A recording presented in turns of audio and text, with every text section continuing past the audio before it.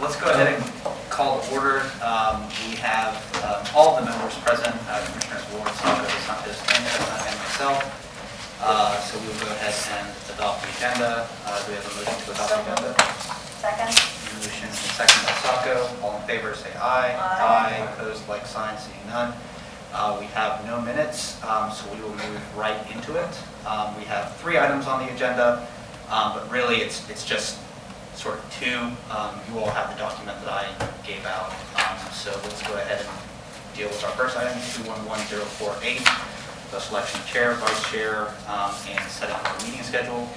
I would like to myself to serve as chair. A lot of this work I prepared last year with my team, and it would mean a lot to be able to shepherd that through the agenda process. And whoever wants to offer themselves as vice chair, we can hold agenda review meetings whenever, or whenever I can't make a meeting.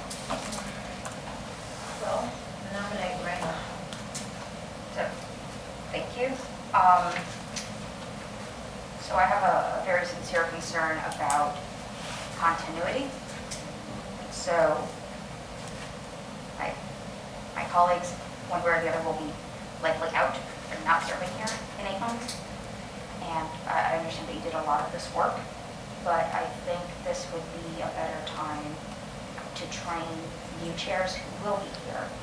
And as someone who's been vice chair twice for other committees at this point, I was going to suggest doing this one so I can learn from folks who have been chairs in the past.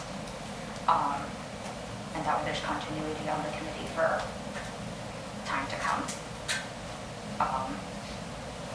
That was a suggestion, but I will do what is the will of the committee. Thank you. I hear you, Commissioner Sacco. This is something that Commissioner Early has tried to spearhead and push forward, and I think since he kind of helped with the creation of the subcommittee for this one, and I think it probably will do, because it is a specific thing, and if he's got the wanting to do it, that's kind of my thoughts on, I think Commissioner Early as chair, since he kind of spearheaded the whole of it. And I think this is a time limited one as well, so it's not a long-term one. That's just my thoughts. Well, would you accept vice chair? Sure. For now? I love learning. And I appreciate that. My goal is going to have our work wrapped up by the end of December, because that is when my term will end as chair. Now, if the committee decides that we want to continue doing work, obviously the next chair and you being vice chair would be next in line. That would be the appropriate course of action at that point. Thank you. Was that a motion, Commissioner? Yes, that's a motion. Sorry. Motion and a second from Ward to appoint myself as chair and Commissioner Sacco as vice chair. We will deal with the meeting schedule after this motion. So all in favor, say aye. Aye. Opposed, like sign. Thank you, commissioners. I will take this with seriousness. So the meeting schedule, I had originally proposed a monthly meeting schedule. I don't know if you all are interested in a bi-weekly schedule. Monthly sounds very good. Yeah, monthly. Okay, so monthly? Okay. So in that case, we will have to probably divide, instead of 2 items per agenda, it may have to be 3 items per agenda, just so that we can make sure that we're getting everything together. Okay, so we'll go with monthly for the clerk's office. Does this time work for everybody? It's a little bit of a time crunch for me, but. What works for you? Honestly, the only day that my schedule is free is really Friday. But I understand asking people to come in for a subcommittee meeting on a Friday, especially staff time. I want to consider it as staff time. So this time I can make it work. I just sometimes will have to come in work boots, and y'all will just have to help us to be okay with that. So, which Tuesdays? This is the first Tuesday of the month? Yes. Yes. So is that what you want to do, first Tuesday of the month? Yes. Is there something else? How about we just have our our EAs put together what best works for everybody's schedule, instead of trying to do it off the top of our heads, because they've got all the data in front of them, so. Okay. Yeah, and that's fine. I didn't come with like a schedule of times because, you never know what will come up in people's schedules and whatnot. Yeah, thank you, Chair. This don't work for me. I'd rather not do it on Friday, but if we Yeah. have to, Oh, that's I don't fine. think any of us want to do it Oh, on okay. Friday.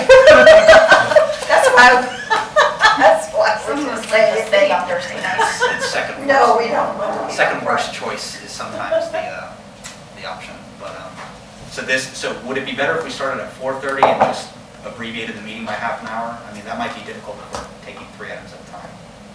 I'd rather not ask staff to do any more evenings. I mean, Yeah, I hear you. Oh, I yeah. hear you.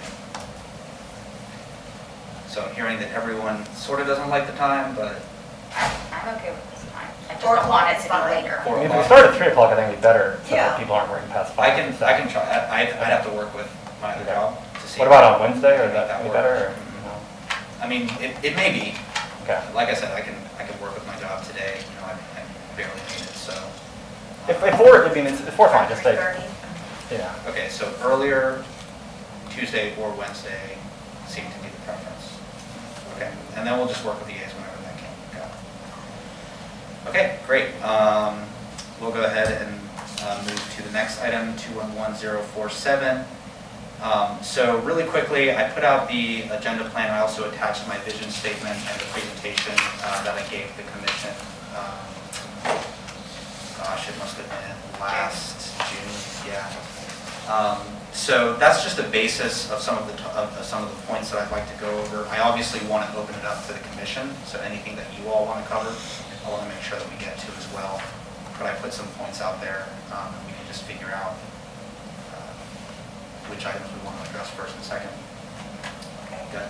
Thank you, Mr. I'll Chair. need to get the backup information. Right, so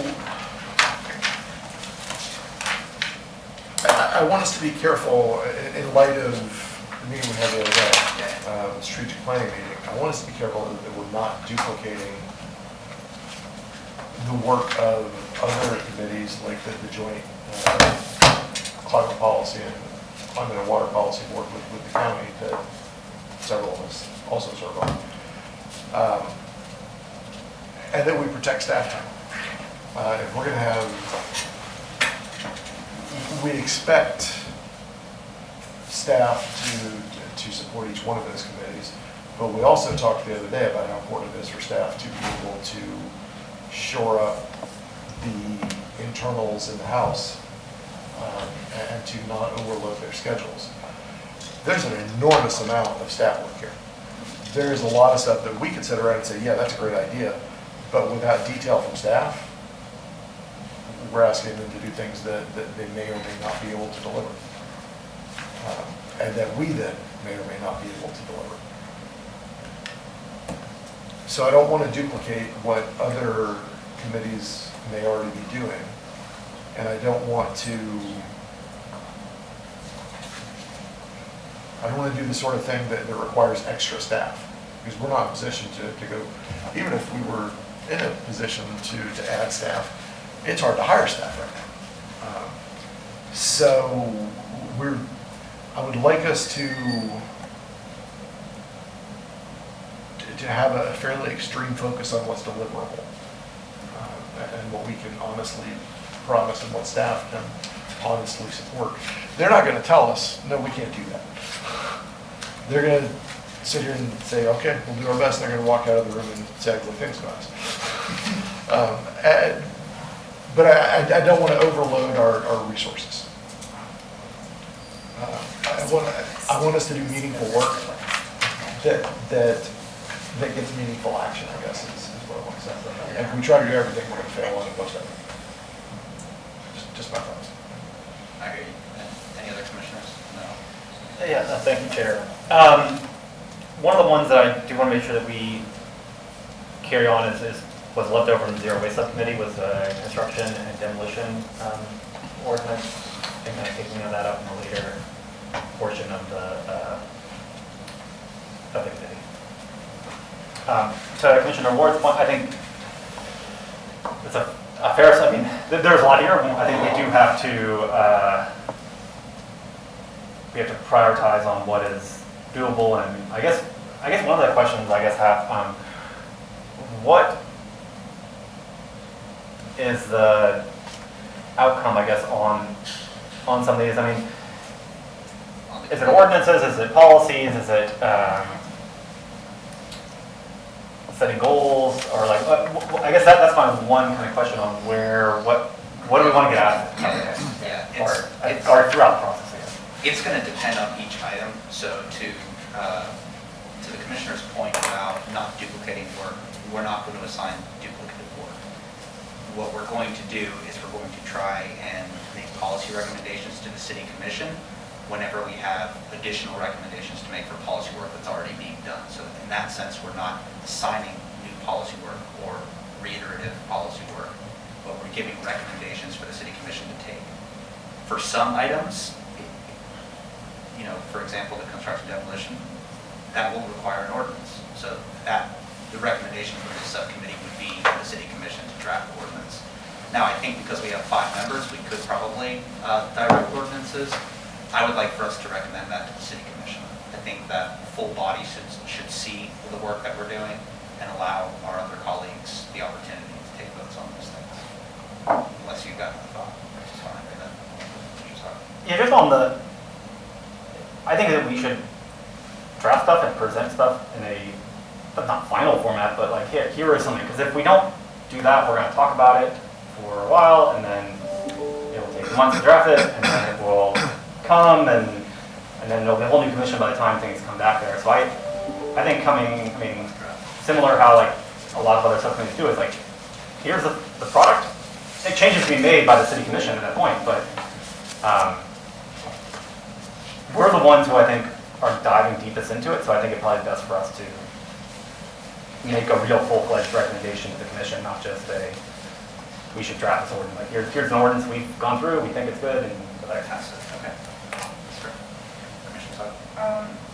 So I will agree with my colleagues on, I don't want to duplicate things, I want to be really sensitive about staff time. But one of my concerns is, what is our lane necessarily? So there are things like number 5, education. We can't guarantee that something will be taught in school. And I know in your slides it's us preparing it and then offering it. I wonder if, some things like that, if we are just producing the material for others to use, that would be great. But as Commissioner Ward said, in light of other conversations we've had, is that the best use of staff and our resources at the moment? When I know there are other people creating that work. Maybe not in the city, maybe not in the county, but there is somewhere nationally like creation of those same things for true education. So I worry about our lane, and in some cases about the legality of putting words like guaranteed and all next to things. So like in weatherization, to a certain extent, we cannot guarantee that every home will have weatherization because we don't own those homes. And as much as we can regulate in some cases, there is a ceiling to how much we can regulate. So when we hit that ceiling, the word guarantee promises something we can never deliver. So whatever we go forward on, I don't want to overpromise and then let down people, because unfortunately there are limitations of how far and how deep we can put any policy or ordinance. So that would be my concern as we look at topics, just what can we actually do and focus our time on what we can actually do and deliver on. And I'll agree with Commissioner Santos on, I think whatever we decide to do, it should be in a small report and give it to the full commission. Give it to our other 2 colleagues at this point, but have one thing that can be accessible, not just for them, but to the public to then be part of that conversation. No one's going to sit through all of these except us and or staff. So yeah, that would just be my concern as we focus on items. I don't necessarily dislike the topics. except for the school one, because not our lane. But I want us to be very careful of what we ask staff to present as options, or what we envision as options that we would like, because those are limited. Thank you. Thank you. Should we, should we look at areas where we could collaborate with some other organizations, and then that would assist with the workload? For example, the Environmental and Climate Justice Equity Committee, the NAACP has a committee on weatherization, and Quando works with, what's that group? Community weatherization. Yes, the one that they're putting here. Yeah. We Yeah, we fund them. Yeah. Yeah, so, I mean, so we can work with them. Yeah, we fund them. But I'm just thinking of other groups that we could work with, and then it's not a workload on staff. But education, I think NAACP addresses that as well on the conservation. So I think it would be a great idea to invite those partners that are already doing it, or they can be part of our discussions, and I'm perfectly comfortable with this subcommittee doing that. So if we're interested in a topic and we know there's a handful of people in the community, like, yeah, bring them on so they can be part of that discussion. And I think that would be a good use of the subcommittee's time. So they can tell us what they've been doing, and then we could see where we could support or enhance in whatever way, or where it's like, okay, it's out of our hands, we shouldn't touch it because you're doing it. And I think if we're going to go through items like this, we should reach out to kind of, like, if we're going to talk about circular economy, I want Sarah at the table telling us about the 2 facilities and everything else that's being done. Or Habitat, the restore store. Because they are helping with that. Before we decide what else we could possibly do. Mr. Chair, I think this is a good time to just jump into, might be good to reach out to Barry Jacobson, the chair of the UAB. They've put environmental justice as a work item on their work plan. They're working on defining that, and that might be something where they participate with us, thinking about duplicative efforts. Might be good for them to participate with this group as opposed to working on something over here, or you guys kick something to them and say, go figure this out and bring something to us, something like that. But I think that needs to be coordinated as well with the Utility Advisory Board. Good point. Thank you. Yeah, and it's also, that particular topic, Gainesville for All is working on that as well as NAACP.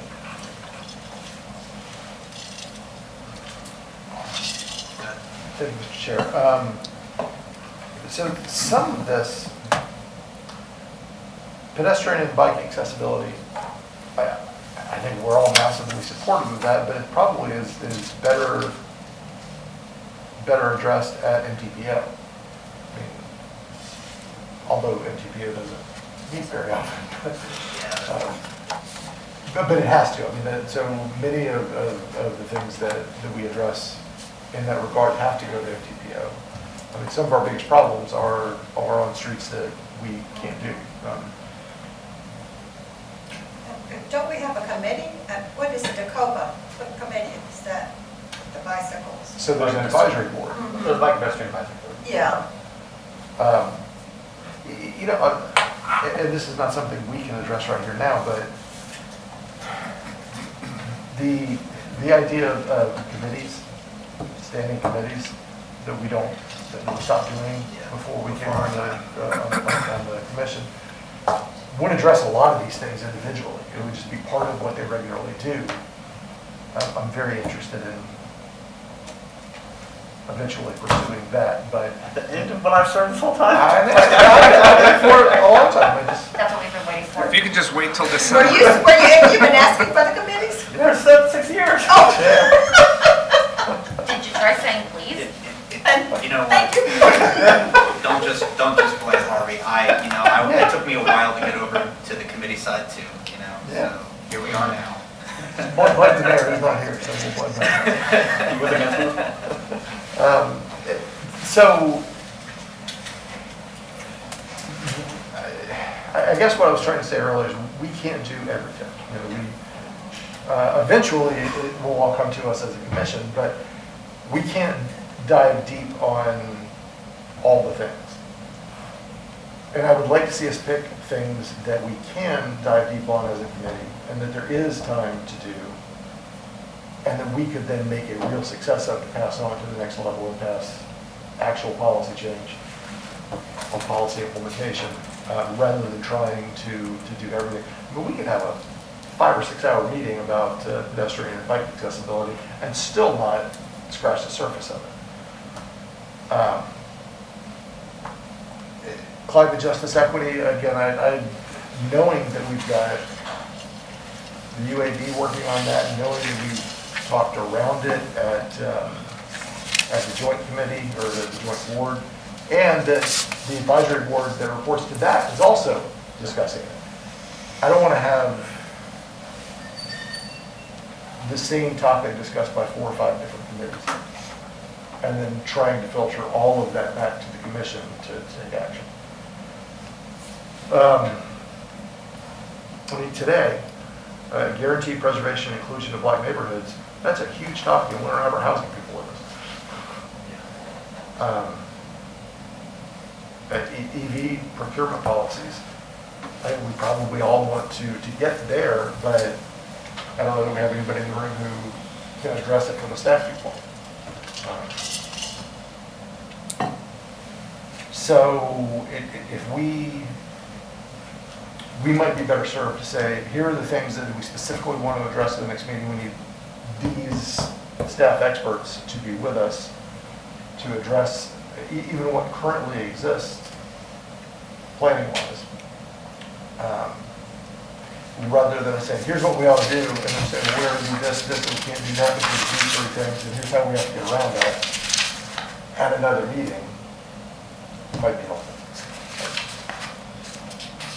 So, Mr. Chair, I think that would be helpful for us. So Cynthia Curry, a city manager, and I talked, and Yvette Carter is here today as the staff liaison, but depending on the topics of where you go, it may be very different staff that we need. So we were a little uncertain on who would be a good liaison or who would be good to be present. So it would be helpful to know what topics we have so that we can have the right staff at the meetings. Yes. Thank you, Chair. So for the bike pedestrian, it's something we talk about broadly, but we don't really have not got into in the commission. I on the subcommittee, I apologize for outbursting there. It's just, joy and frustration. But I think if we could address these things, and then if we do create a subcommittee system, then we could farm those out to whoever might be doing them. Well, I think, yes, I think MTPO, I mean, it's not really like the passion of like creating policy and stuff like that, and definitely since it's got city and county, we can control what we control, and if we can have our voice heard and we can do it and then not get kind of held back, we can invite these groups and have their group probably for almost every single one of these, an advocacy group, and we address it and we have them come and talk and share their thoughts, and then we can go there. I do think that when we ask for staff, we need to have not, I guess, a clear idea of guaranteeing preservation and inclusion of black neighborhoods. I mean, it can mean to a lot of different things to a lot of different people, and then I guess electrical vehicle procurement policies is somewhat clear. But I guess when we give direction to those next meetings so that staff is prepared and not just like, I think that's an important thing too when we're going into the next meeting of what kind of is that underlying goals and things, so that staff brings back stuff, and then we can also, committee members, have the ability to have thoughts on those items when they come back. Great, thank you, Chair.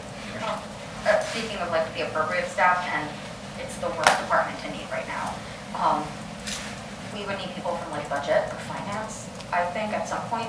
I know departmentally, you may know a vague idea of like your budget constraints, but like Jesus will know like roughly what's going on. But if we're saying we would like to implement X, how does that impact the rest of it? Because none of these will be cheap. They're necessary, but they won't be cheap. So I think I would prefer having that that budget question answered as we are seeing what the options are. An option may not be fiscally viable, depending on what the situation is, or what budgets each department has, or what they have saving in capital, what they have saving for staff. Each department's a little different. So I don't know if that would come straight out of budget or out of their individual departments, because they might know better on the ground. But that's one thing I'd like to see, and again, that comes down to staff time, so I want to make sure what we're doing is very clear, so we don't waste their time. They have enough going on. There is one topic that I generally do not want here, and I'll say why. So number 4, the inclusion of environmental activists in decision-making process. That's vague, but there's 2 ways to look at this, and if one is they can have a voice, they can be heard. We usually reach out to those groups if we're doing anything like, hey, by the way, we're doing X, and you want to comment on X. If it is anything approaching the vote, I am not comfortable with that. And we were elected. We cannot then say, I really like what this group does, and so we will approve these 2 groups to help in the decision making, and these other 17 we don't approve of what they're doing or who's on it, and that gets very messy. And I don't want this tainted by people saying, oh, you put your friends on it, or you're only doing this because you're part of that group. Yeah, I think that's the opposite of what we're trying to do. I think if anything, we can try to think tank how to better include people and communicate when we are doing some of these policy changes in the future, when we get down to nitty gritty, how to best include people. But I know plenty of activists. We should probably not be anywhere near the vote. And if I think the equal access of, you can all submit information if you want to. If you want to request a few minutes to show us something, great. I don't think it's fair to staff either, that they're experts. We hired them because we pay them a lot of money because they're experts. And activists can be experts too in their field. They have their gifts, but it feels like we're undercutting their advice and their expertise by letting our neighbors too deep into the process. And that sounds terrible, but I don't know another way of putting it. We were interested. We were voted. Us. Not necessarily the other folks out there. Thank you. All right, well, I disagree with you on that. Staff may have ideas, they may be experts, but we have a ton of experts here in this community at the university that we should not invite their input, invite them to the table, because we have a lot of free consultants that will give us lots of information. And I am one for coalition building and inclusion, but I would rather have them at the table, and we could all learn something from them. They can learn something from us, we can learn something from them. But I kind of like having the activists here as part of it, because we're getting new information. And I have no problem with that. My concern is decision-making. So I don't mind if they're presenting information, if they are presenting new ways to do it, or telling us this is how Georgia's doing it, or Montana, I don't know. Like, this is how places are doing it. I love that. That's great. But my worry is that we'll say, okay, full round table, who votes that this is a good idea? And there's 20 activists in the room, and 15 of them say it's great, and suddenly we, the elected body, are outnumbered. Oh, That is my I concern, see, where they get voting power of any kind, because they weren't chosen. And if we ultimately let them in, or they have, the people or the time or the money to be here and present, we had this problem in rental subcommittee. There were landlords and organizations who were against the whole thing, and they have staff for days, and they're just like, go sit in this meeting for 4 hours and keep saying how terrible it is. And y'all were there, it was awful. But they had staff and time and money that could just sit there and say, like, this is what we're gonna do. And there could be a smaller org that has great ideas. They're not getting equal access at that point. So I think I'd rather have like mid-tier equal access for everyone then like you can be super involved, but only some groups that can afford to be here and take the time and energy. And that's where my concern falls. Okay, let me get Adrian, and then I want to respond. Yeah, thank you, Chair. To be honest, I think the Middle Housing Subcommittee worked perfectly fine. I think that people, even if someone's getting paid to be here, I mean, they're representing people who voice, and the landlords, they own a lot of property, they should have it, right? I think that worked well. You take everything with a grain of salt in what's being said.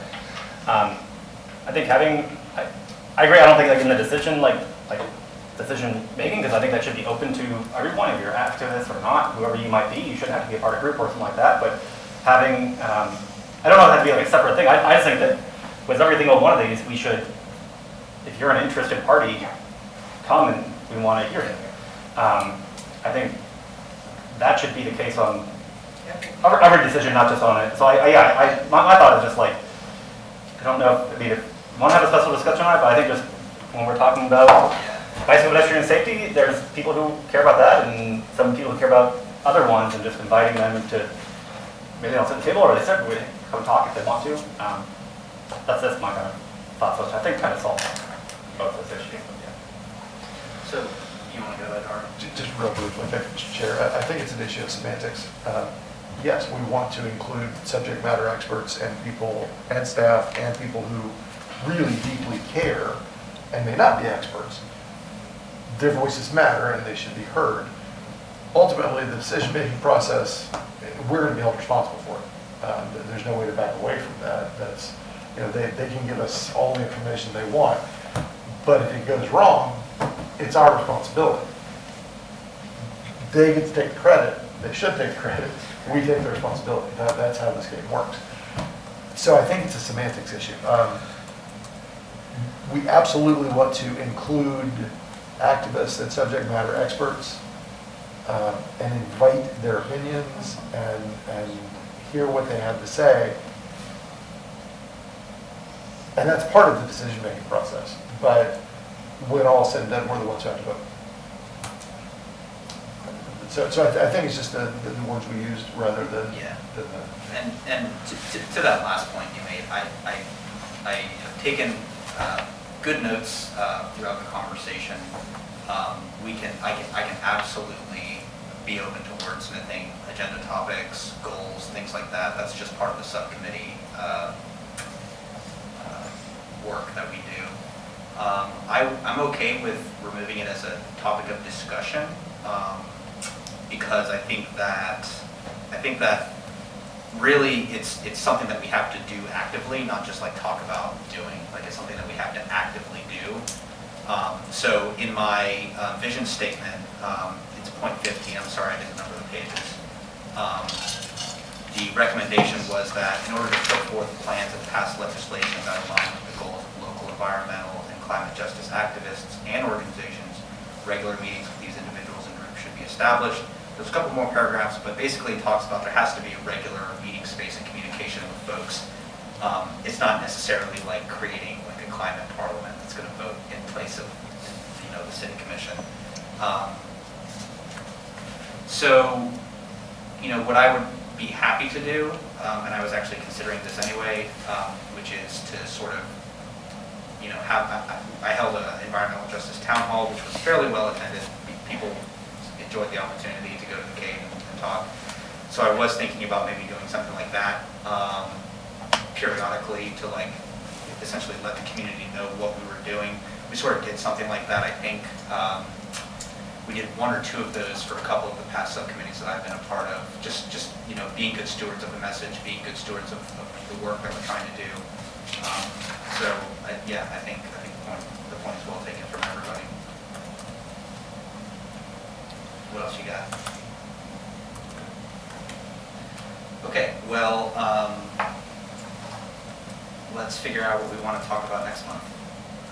And the reason so going back to the brief discussion we had on pedestrian and bicycle accessibility, my whole vision is that we don't go down rabbit holes of general policy talk, that we actually have outcomes that we want to achieve. And the reason why I included that one specifically is because in the recent UN report, it was mentioned, one of the biggest things we can do to reduce emissions is increasing walkability, increasing pedestrian and bicycle access. So, another reason why I put all these things in this committee is because we have to begin to shift people's mindset into thinking that these are climate issues. Because I think most public polling shows people not only acknowledge climate change is happening, they acknowledge it's man-made, and they acknowledge that we're only increasing and making it worse.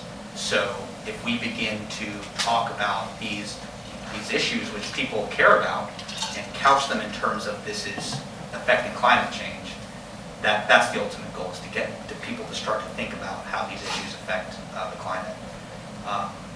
So, yeah, it doesn't have to be the first one that we talk about, because it is probably going to be one of the bigger lifts that we do, especially in the city. So, but I'm happy to suggestions for what would be our first 3 items. So I would love for us to talk about EVs. Yeah, I know that we had a plan for that. I mean, I know there's conversation among staff about how to get that done. We started and put a bunch of charging stations outside our window, and that's kind of where it stopped. And I'd like us to have a plan. I know that plan doesn't mean we buy all new electric vehicles next year, because we couldn't get them delivered anyway.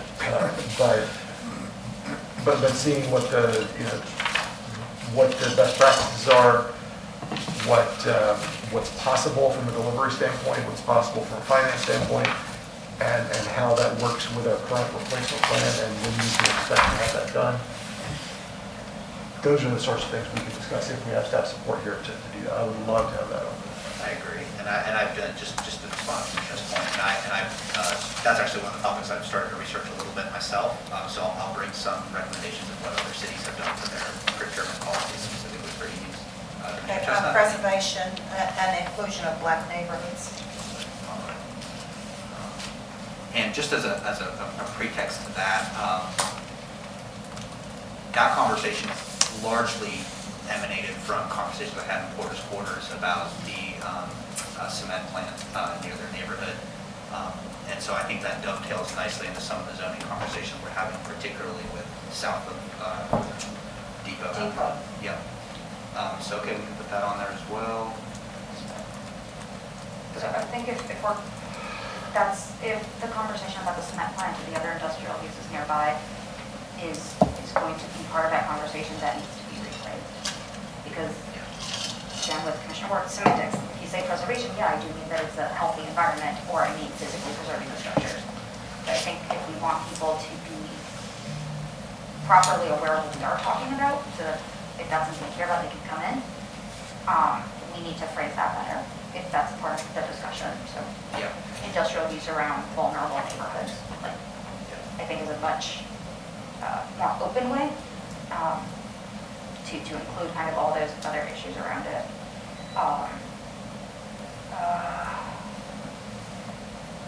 So in terms of putting stuff together, what I would have liked to see alongside just the EV thing is the net zero carbon emissions from other buildings and those things, because I figure if we're doing that general direction, it wouldn't be a bad thing to have it all together as the theme of the day. Yeah, the EVs and the net zero carbon emissions for buildings definitely kind of include a lot of the same stuff, I think. Okay. And I can, work on agenda language, but, obviously there's more than just the cement plant, right? There's a lot more issues that we can go into, and I want to make sure that we're spending enough time, but being specific, because I think the biggest thing I've taken away from this conversation is that, we want to be laser focused on what our outcomes, what we want those to be, because, obviously everybody's time is very valuable. I want to be respectful of the staff time as well. So I can do a lot of that legwork as chair prior to meetings. So when we talk about the south of Depot neighborhood, which needs a name desperately,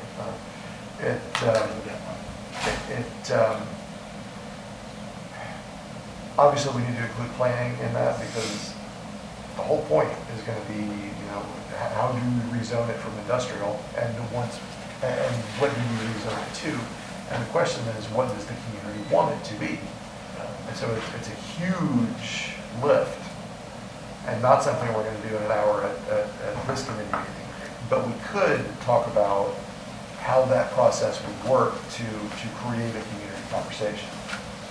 We could have staff help us figure out what that's going to look like as we move forward. Because right now, there's no place to create that framework. So this could absolutely be the place to do that. You're reading between the lines, and I like it. That is definitely what I want us to do. Even if we can't, initially eat the elephant in one bite, we can take the first bite and sort of share with our colleagues how we address the rest of it. To that point, I think putting number 8, the sustainable industrial practices, with whenever we visit Black neighborhoods, vulnerable neighborhoods conversation, I think they're worth talking about, because we are trying to see where we put our industrial zones and so it's, zoning is a big part of both of those conversations. So I figure folks who are interested in one will be interested in the other, have it all at the same time. Yeah, we got like what, 2 months there? Yeah, so far from what I've heard, and if anybody wants to jump in, just stop me. First is the EV conversation, and we'll just have that as a standalone conversation. I feel like EVs can, be a policy topic all on their own.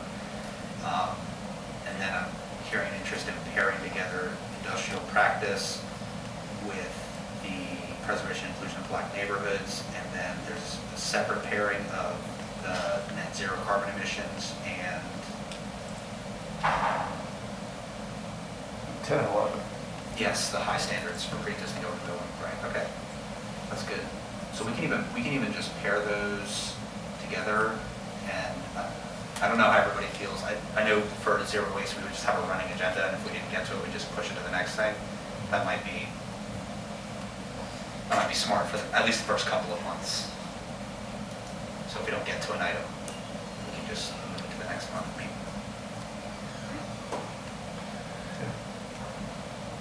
So I guess, on the guarantee preservation inclusion of Black neighborhoods, is that tied to the South Main industrial? Is that what we're talking about? I just want to make sure that I can do my research and that's be not, ready. Portage is not the only Okay. neighborhood, right? So like, that But was it just is me. industrial. It's the industrial next to Black neighborhoods. Is that the No. topic? I don't think it would be solely industrial. Okay. It wouldn't be merging the two, it would be just have the conversation, the Okay. two conversations the same day. Because a lot of the same people are going to be interested about it. So I guess one thing is, we're talking about guaranteeing the way it looks, or the people who are there as well, because those are opposite things that usually happen. Well, I think one thing Raina had a good point, we want to take off the word guaranteed off of all of Yeah. this. I'm underlining. Okay. So Can I ask a preservation. little clarification real quick? Sure. We're talking about these sorry, the three, wrong people. these 3 topics. Are each one of these its own agenda, or are all 3 of these going to be on We're going to have separate items for each of these? Right. So these will be on the next meeting. Yes.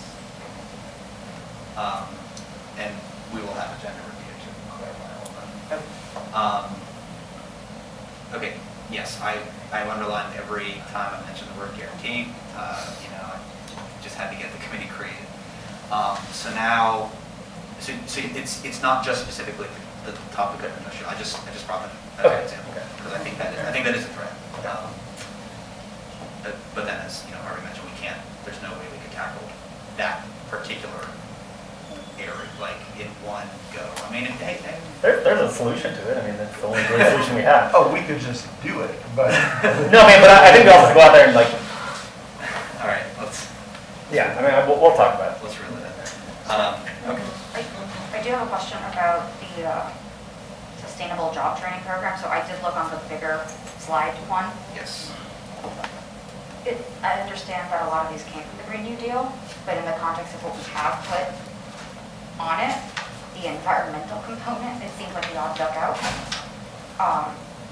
So I don't know if that's a conversation for here or a conversation to be done separately at GPC, because it's not necessarily, I don't know if it fits in here at the moment, given the other topics that we have on board. Because it's more about building partnerships and building an employment training program as a recruiting program. And although it's like for sustainable employment, it doesn't mean like sustainable in the green sense, it means sustainable as in you have steady work. So I don't know if this is the place for that, or if that needs to be its own separate GPC conversation on how to collaborate with the named partners in the slides. Any thoughts? I think the vision was to talk about how we can promote, for lack of a better word, creating sustainable jobs in the community. I know there's a lot of that available. So let me brainstorm on that a little bit more and figure out how we can dovetail that nicely with our work. Because ultimately, a lot of this, we talk about hiring at the city, like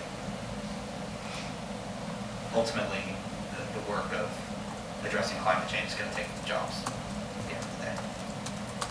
And hopefully that infrastructure money turns into jobs. We'll see what the governor thinks. What else we got? So I think there's real opportunity to be a resource on number 5, education on conservation and sustainability topics. We can help identify programs that really work and serve as a gathering place for good information and education programs. And we can host a lot of things on city websites that that community groups could use as a resource. We could be the digest spot for a lot of it. We don't have the capacity to create those materials. That's a discipline all into its own, and we really don't have those folks on staff. So we could find them and work with our local educational partners to make sure that they're available and strongly urge that they use and refer to them a lot and be a gathering place for that information. I think there's a way to put that together. So rather than us paying to create and paying to deliver educational materials, we can be a clearinghouse for them, for the community. And a promotion opportunity. Good point. We could invite the supervisor of science from the school board to work on that committee with us. Absolutely. And, it would be really beneficial for me as chair, if you all have connections and items that you would like the people to invite, the agenda reviews will be public, so like chime in to just so that we can have a sort of idea of who we're bringing to the table and make sure we don't leave people out. Good. Yeah, thank you. On the education one, even us being a clearinghouse, that's a culling and figuring out what resources we want to use for educational. It's a lot of work, massive, within the school. I think us, we do continuing education at our parks and other things. I think having that as part of it. We can talk about that when we get there. But I just, I want us to keep we do have limited resource staff and where we put it. And I think that resource might be able to get more bang for the buck than us creating kind of educational material and stuff like that on different things. So I guess kind of things that we're going to strike for, and then add zero waste construction and demolition to the list. And then next week we were doing EV number 3, or I guess procurement policies, and then what was the other one? So, yeah, I have the EVs, and then number 2. Gainesville Clean Energy Guarantee, that one too? Yeah, Okay. well, it'll be renamed. Yeah, I saw you also removing all guarantees. So, yeah, so my first agenda, what I'd like it to be is the EV discussion, which is number 9 on the agenda plan. And then the guaranteed preservation and inclusion of black neighborhoods, which is number 2 on my first meeting list here, which is very smartly not on the topic today because we're just getting organized. And then the third thing is the sustainable industrial practice incentive plan. So that would be the first agenda. And the next agenda would be, so far, the number 10 and 11 as we paired them. Do you want to put the construction and demo ordinance with one of those I think doing that a little later. later? And once it passes zero waste, which I understand is coming back the second meeting in April, or first meeting? Yeah, second meeting in April. Nice. Cool. Okay. Maybe not. Maybe not. Okay, so that's what I've got so far. So right now we have a full agenda for our next meeting, and then after that, the second meeting after that, we have a nearly full agenda, but not quite there. Cool. Great. Okay. Well, thank you all very much. I appreciate y'all taking the time, especially being flexible with my work schedule. I appreciate it very much. Do we have any public comment? I don't see any members of the public. Any general comment from the members? Okay, the next meeting date we'll aim for first Tuesday of May, but if not, then